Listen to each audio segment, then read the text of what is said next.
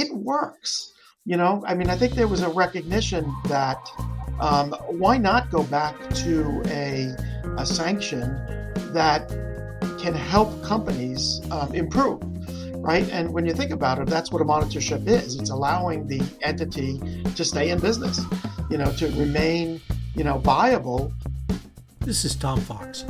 In October, Deputy Attorney General Lisa Monaco gave a keynote speech at the American Bar Association's 36th National Institute on White-Collar Crime. Her remarks reframed a discussion about the uses of, reason for, and perceptions on independent monitors and monitorships. Monaco's remarks should be studied by every compliance professional as they portend a very large change in the way the Department of Justice will use monitors going forward. Over this 5-part podcast series, sponsored by Affiliated Monitors, we will consider why Monaco's remarks herald a new era for monitorships. In other words, it is not your father's monitor. We will look at change in monitorships from the white-collar enforcement and defense perspective from Bethany Hengsbach. Mikhail Reider Gordon will look at the global aspects of new DOJ monitor focus. Cristina Revelo will discuss how ethics and compliance assessments help drive more compliant companies. Jesse Caplan brings his views on the twin topics of antitrust and healthcare compliance. And in part 5, we conclude with Affiliated Monitors founder Vin DiCianni, who looks at where monitors and monitorships are going in 2022 and beyond. First, a word about our sponsor, Affiliated Monitors. Founded in 2004, Affiliated Monitors was the first company in the United States to focus on providing top-quality, independent integrity monitoring and assessment services across a wide range of regulated industries and professions. What distinguishes AMI professionals from others is that monitoring is AMI's business. It is not a sideline to some other professional practice or service. AMI has been the corporate integrity monitor for more than 850 matters, involving large multinational companies and individual practitioners. For more information, check out their website, www.affiliatedmonitors.com. In this concluding part 5 of this special 5-part podcast series on Not Your Father's Monitors, I visit with AMI founder Vin DiCianni, where monitorships will go in 2022 and beyond. This podcast series is a special production of the Compliance Podcast Network.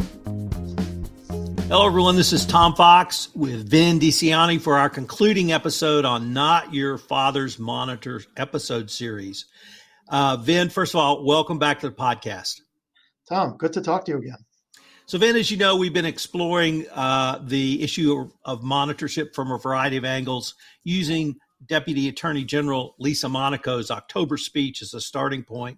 And I really wanted to start by asking you, did you see this as the DOJ recalibrating, responding to what it perceived was a need for an additional tool or using an additional tool? Or did you see something else for this sort of change in DOJ focus, if not policy? Yeah, it's interesting that you bring that up because I was present at the white collar meeting down in Miami when she spoke and reintroduced this. I think it's two things. One is, monitoring now has been around for a while, and DOJ used it historically with much greater frequency under other administrations. It works. I mean, I think there was a recognition that why not go back to a sanction that can help companies improve, right? And when you think about it, that's what a monitorship is. It's allowing the entity to stay in business, to remain, viable through an independent. So I think, from that perspective, bringing the notion and the use of monitorships back, it was that recognition that it is a very good tool for DOJ to use. And the second thing that I think, again, is just this recognition is the whole notion of companies like looking at their compliance and ethics programs, which perhaps became a little bit more lax, notwithstanding, the DOJ guidance that has come out over the years. But she reinvigorated that. I mean, the point that companies need to go back and look at their compliance programs to make sure that they're strong. Sometimes it's really hard for companies to do that, and so the fact that they're going to put monitors in place that are going to sort of be looking at, compliance and ethics and controls around compliance. Again, I think it's just a recognition that some companies have a hard time doing that, and that's why they're before DOJ. And so having the monitor be involved in that assessment of the effectiveness of the compliance program, whether or not it is properly written and it covers the various topics that are pertinent to the organization, is just another reason why I think bringing monitors back, that was the thinking behind that. And there was some of her remarks indicated to me that the words she was using was not simply monitor or monitorships. I heard independent integrity monitor. AMI has used that phrase at least as long as since I've known you guys, but I'd like to focus on the word integrity. And I think that's a highly significant word when it comes to monitorships, but I really wanted your thoughts on why not only does AMI use that phrase, but why is the word integrity in independent integrity monitors so important? Yeah, it's something that has been on my mind for 18 years ago, 18 years now. So when we created Affiliated 18 years ago, that's our logo, integrity through compliance, and we saw it as something that, it goes beyond just the superficial, and just the pro forma acting of, putting a compliance program in place and, having words on a piece of paper, and not having nothing behind it. I think that for compliance programs to be effective, I think they have to have integrity. They have to be transparent. They have to be honest. They have to not, sort of be hypocritical. You say one thing and you do something else. So integrity is not necessarily going to just come through the words in a compliance program, but it's really going to come through the actions, right? That the leadership takes and the management takes and the staff takes, in terms of enforcement. For the monitor, I think that that's equally important. I mean, I think, that there are some monitors who really are more investigator types, and they're looking for, particular things, on a checklist to make sure that the entity is doing something or not doing something that is prescribed in the settlement agreement or DPA. I think nowadays monitors really are being asked, and I think this is, who we are as a company, Affiliated Monitors. We're being asked to do much more, in the language of, assessing, the effectiveness or the impact that a compliance program is having on a staff. To do that, it takes know-how, it takes experience, it takes sort of that, the wisdom of looking at the program and then talking to people on the ground, in the middle management, at the top of the organization, the board of directors, and just finding out whether or not the program is real. That's something that I think that's important for the monitor to have. The other thing that I think that's really important, and it's something that I think got blurred in the past with DOJ, is the notion of independent integrity monitors. I mean, I think too often in the last administration, I think that there was consideration of not necessarily the quality of the monitor, but who friendships and previous experiences, in selecting monitors. I think that the integrity of the monitor is crucial, to making it a successful monitorship. You don't want to give monitorships, to people who have not done monitoring before because they don't know what they're doing. They have to learn the process. So I think that integrity is crucial, in that selection of monitorships. And I like to think that, in the 18 years that we've been doing this, we've built up, that reputation of having integrity in all of the work that we do and being honest and being the honest broker as the monitor. And I've interviewed a lot of lawyers who have a white collar practice and in that practice regularly work with or negotiate with the Department of Justice. And every one of them tells me the strongest asset they bring to any investigation is independence, and rather it's two things, independence and integrity. And that when they tell the DOJ something, the DOJ can believe them that it's true. And it seems to me that that same concept applies to the monitorship in an independent integrity monitor. It applies in a different way, but I was wondering why the independence of the monitor is so critical, in your opinion, in addition to the integrity. Right. So, the whole notion of putting an independent monitor in place, I think, is based on the fact that the monitor really needs to be a neutral, and can't be viewed as, the arm of the agency, so that you're like the investigator and just continuing an investigation of a company. So you can't be looked at that way. And I don't think any government agency would want that, although we've worked with a couple that would prefer that we continued to be the investigator. But you really want the monitor to be independent. And then from the vantage point of defense counsel and the entity that has to be monitored, we can't be their advocates. We have to be neutral. And so despite their efforts sometimes to influence us by, saying, oh, we're doing this and we're doing that, which is great, the independent piece comes in terms of validating and testing what they've done, looking at the efforts that they've made to see if they're real or are they just words that they're trying to influence the monitor. So that independence, it really plays on both sides. It plays for the government. You want an independent, and for the company and defense counsel, you want somebody that is neutral. So when we go into cases, we have no preconceived notions. Usually we're looking at a settlement agreement, which does not necessarily tell us everything that happened.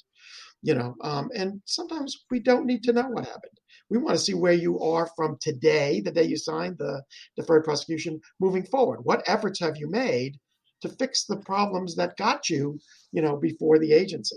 So the notion of independence and is crucial, number one. And number two, making that determination of independence, there's certain criteria that you have to have. Have you worked for the company before? Are you a shareholder? You go through these kinds of questions when you're being considered to be the monitor. I think those are important considerations for both the government and for the entity that's being monitored. Nobody wants, just somebody that's a yes man. That's going to, just say yes, the company's doing great. Here's a report, a 2-liner that's being submitted to the government. It was criticism of early monitorships that I recall in the early 2000s, where the monitor was basically kicking the tires, doing really nothing other than, oh yeah, we were there, we talked to them, and they're doing great. There's got to be much more to it. And that's the part of the independence, and that's part of the integrity. That's crucial. I was privileged to be under a DOJ monitorship in that time frame. And frankly, it was viewed as punitive. Yeah. And that it was an additional penalty. The Department of Justice did not trust us, and that they had a very aggressive, investigative type monitor over us. And I think that may have been at least the perception in the first decade of this century. It seems with DAG Monaco's speech that at least the DOJ has had an evolution into one of the points you raised earlier, which is monitorships are a tool. And they're a tool to help the company, and viewed properly and more importantly, utilized properly, they can be a net positive for the company. I wonder if you've seen that evolution in thinking as well. And is that really one of the things you took away from Monaco's speech? Yes. So again, I think it's a great question, Tom. And it's a great question because, first of all, not every entity should agree to engage in a monitor. If you're not ready to be transparent, and to have the monitor come in and look at things, and to, sort of open the kimono and just say, here we are, look at us, please tell, the DOJ that what we're doing. If you're not ready to do that, don't engage a monitor, right? So I think that that's one of the important considerations. I think the evolution of monitoring, and it's an evolution and it's continuing to evolve, has included consideration that the monitor isn't necessarily just, again, an arm of the government agency. Because if that's the consideration, then no one's going to sign up to have a monitor. I think what we're hearing, and I think Lisa Monaco sort of mentioned it, and we've seen it, in many of the monitorships that we're looking at and working on, and that is the government saying to the monitor, be a mentor. Tell them how to fix things. You've seen it. Compare it to other companies. They want that experience that we bring, that Biliadi brings as a monitor, to make the company better. Again, the decision to keep them in business has already been made. That's why you have the agreement. Once the agreement's in place, the whole notion is, let's fix this, right? And I think that that's crucial. I think that that's crucial to this whole notion of how monitorships have evolved, because it's no longer just, a check the box. Are they doing this, doing that? Now it's make recommendations on improvement, and let's see if they make those changes. And as sort of a closing point, I wanted to maybe ask you about the skill set and the types of people that the DOJ should consider for monitorship. I think we both recognize that a former DOJ prosecutor brings one level of skills, but a monitor needs a wide variety of skills, culture assessment skills, internal controls assessment skills, investigative skills, numbers skills, forensic skills. And I was wondering if you could talk about how you think through building out a monitorship team now. Yeah, so it's so crucial that you have the various perspectives that you just described, right? So we don't go into a monitorship with the idea of being former government regulators and saying, oh, this is the only thing that has to be looked at. When you're looking at a settlement agreement, a deferred prosecution agreement from any agency, and we work with many different agencies, you have to have the necessary skills to be able to look at things like business development. How are they going after business? Do they know what they're doing? So to do that, you have to have some skills in the business development arena, right? Data analytics. Sometimes the monitorship is driven by data. So you have to have a data analytics team that can analyze, test, and look at data in various ways. Sometimes you do need forensic accounting. Sometimes you need an expert as a healthcare specialist or whatever you're doing in terms of coding and billing. So what we do is we shape each monitorship to make sure that we have a team that has the various perspectives. What would the government be looking for, but how can this be helpful to the entity? Those are the most successful monitorships that we have engaged in. And again, I've been doing this for 18 years, and I think that having that broader perspective as you approach a monitorship is crucial. The Benchkowski memo, which came out during the prior administration, reset expectations around monitorships and really what the DOJ wanted to see. And it seems to me, Vin, particularly after visiting with you, that we've had yet another reset with the Monaco speech, and we may be in a new era of monitorships. And just maybe as a closing, you've talked about what the evolution you've seen. Where do you see monitorships going under either what Lisa Monaco told us, or where you as AMI see monitorships going down the road? So, when you listen to Lisa's speech, it really focused on DOJ, right? But as from our previous conversations, we monitor in many different areas with lots of different government agencies, federal government agencies, state, municipal agencies. We work with attorney inspectors general. We work with, the World Bank and other organizations. So, monitorships, I think, are continuing to be used as a tool. I think some agencies that have never used them before are starting to recognize the benefits of them. And other government agencies are increasing the frequency in which they're using monitors. So I think that monitorships are going to continue to grow. The fear that I have is the bad monitor, the monitor that doesn't understand what they're doing, and doesn't really take a look at the kinds of things that they should be looking at, because that's going to give everybody a bad name in terms of monitoring. So, if you're going to put a monitor in place, make sure that the selection of the monitor is correct, and you do it right, and you get the kinds of information as the government agency that you want from the monitor. But I think it's going to be a growing opportunity, Tom. Well, Vin, as always, a pleasure to visit with you. Thanks so much, and I look forward to continuing this conversation. This is Tom Fox. I hope you've enjoyed our special 5-part podcast series, Not Your Father's Monitor, sponsored by Affiliated Monitors. If you would like more information on Affiliated Monitors, please check out their website, www.affiliatedmonitors.com. If you would like to have a special podcast series for your organization, give me a shout. You can reach me at tfox@tfoxlaw.com.